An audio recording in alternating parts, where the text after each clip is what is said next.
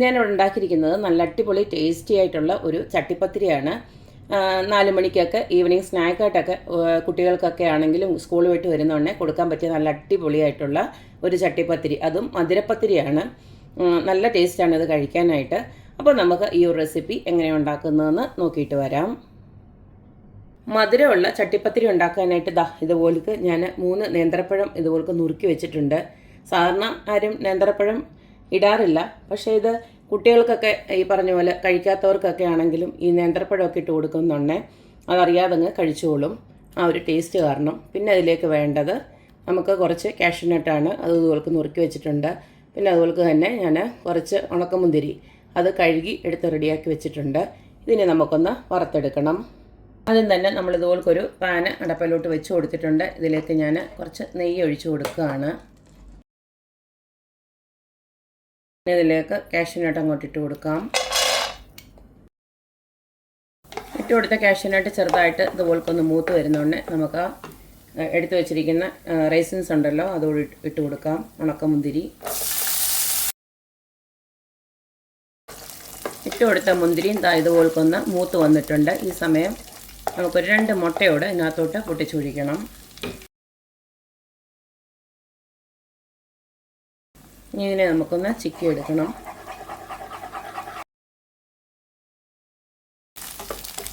അപ്പോൾ ഇതെല്ലാം നന്നായിട്ട് ചിക്കി എടുത്ത് മുട്ടയും വെന്തിട്ടുണ്ട്. ഇതിനി നമുക്കൊരു വേറെ പാത്രത്തിലോട്ടൊന്ന് മാറ്റി വെക്കാം.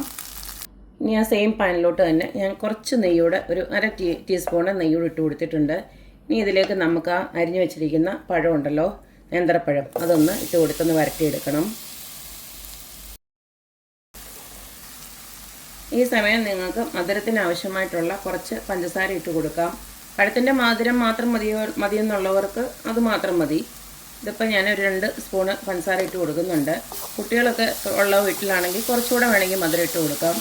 കാരണം അവരൊക്കെ ആണെങ്കിൽ മധുരം ഇല്ലാതെ കഴിക്കില്ലല്ലോ. അപ്പം കുറച്ചുകൂടെ ഒന്ന് ടേസ്റ്റ് കൂടാനായിട്ട് വേണമെങ്കിൽ ഇത്തിരിയൂടെ മധുരം ഇട്ട് കൊടുക്കാം.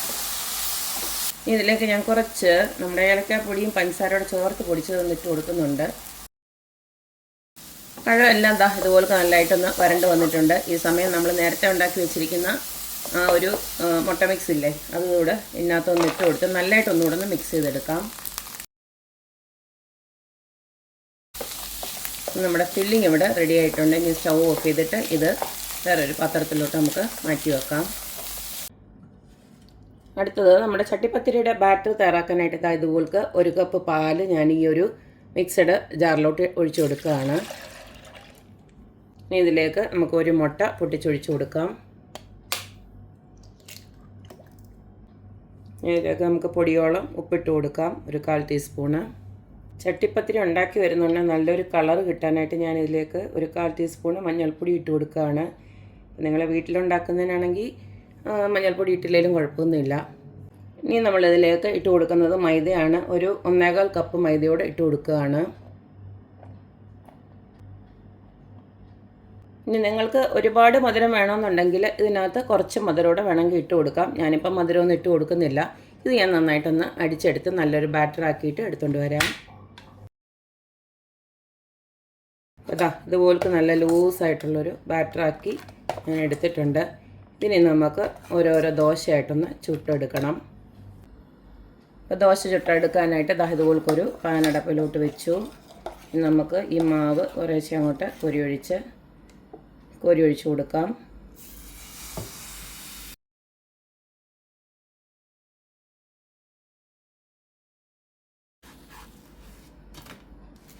ഇതുപോലൊക്കെ നമുക്കെല്ലാം ഒന്ന് ചുട്ടെടുക്കാം.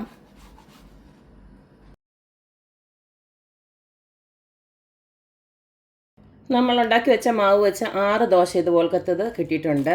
ഇനി നമുക്കിതെല്ലാം ഒന്ന് സെറ്റ് ചെയ്ത് വെച്ചാൽ മതി. അതിനിടെ ഞാനൊരു പരിപാടിയോട് ചെയ്തിട്ടുണ്ട്. ഒരു 2 മുട്ടയും ഒരു 1/2 ഗ്ലാസ് പാലും കൂടെ നന്നായിട്ട് ഇതുപോലൊന്ന് അടിച്ച് പതപ്പിച്ച് വെച്ചിട്ടുണ്ട്. ഉപ്പൊന്നും ഇട്ട് കൊടുത്തിട്ടില്ല, ജസ്റ്റ് ഇതുപോലെ അടിച്ചെടുത്തിട്ടേ ഉള്ളൂ. നേരത്തെ എടുത്ത പാനിലേക്ക് ഞാൻ കുറച്ച് നെയ്യൊന്ന് ബ്രഷ് ചെയ്ത് കൊടുത്തിട്ടുണ്ട്. ഇനി നമുക്ക് ഉണ്ടാക്കി വെച്ചിരിക്കുന്ന ഓരോ ദോശയുണ്ടല്ലോ ഇതിനകത്തൊന്ന് മുക്കിയെടുക്കണം.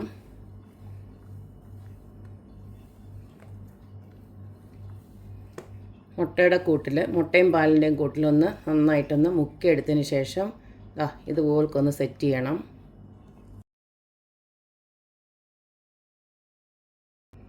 ഇനി നമുക്ക് നേരത്തെ ഉണ്ടാക്കി വെച്ചിരിക്കുന്ന ആ കൂട്ടുണ്ടല്ലോ, നമ്മുടെ മിക്സ് ഫില്ലിങ്, അതങ്ങോട്ട് ഇട്ട് കൊടുക്കാം. 6 തവണ ഇട്ട് കൊടുക്കുന്ന രീതിയിൽ വേണം നമ്മൾ ഇട്ട് കൊടുക്കാൻ ഓരോ തവണയും. കാരണം 6 ദോശയാണ് ഉണ്ടാക്കി വെച്ചിരിക്കുന്നത്. ഇനി അടുത്തത് ഇതുപോലെ തന്നെ മുക്കി ഇട്ട് കൊടുക്കാം.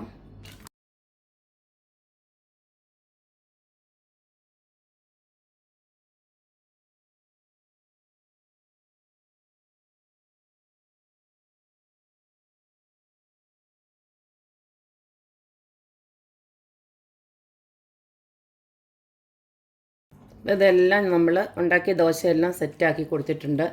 ഇനി നമുക്ക് ബാക്കി വന്ന ഇതുണ്ടല്ലോ, ഈ ഒരു മുട്ടയുടെയും പാലിൻ്റെയും മിക്സ് അതിനകത്തോട്ടൊന്ന് ഒഴിച്ചു കൊടുക്കാം.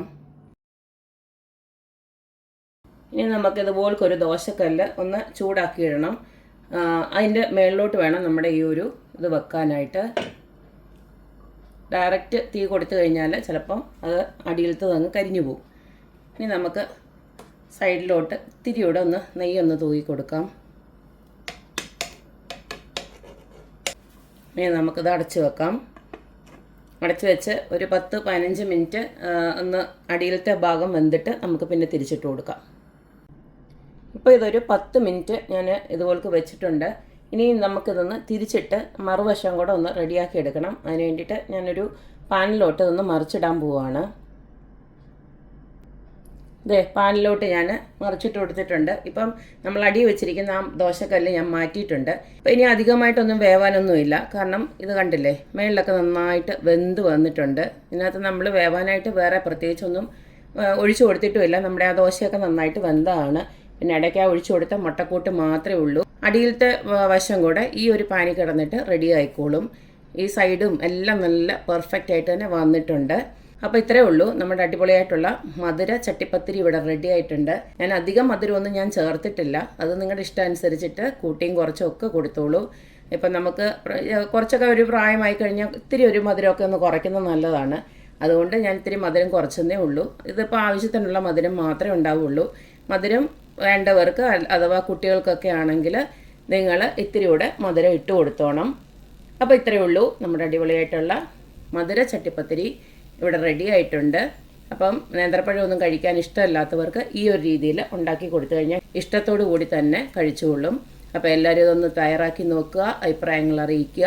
അപ്പോൾ എപ്പോഴും പറയുന്ന പോലെ തന്നെ എൻ്റെ റെസിപ്പീസ് ഇഷ്ടമുള്ള എല്ലാവരും please like, share and subscribe. അപ്പോൾ ഇനി ഒരു അടിപൊളി വീഡിയോ ആയിട്ട് വരുന്നവരേക്കും ബായ്.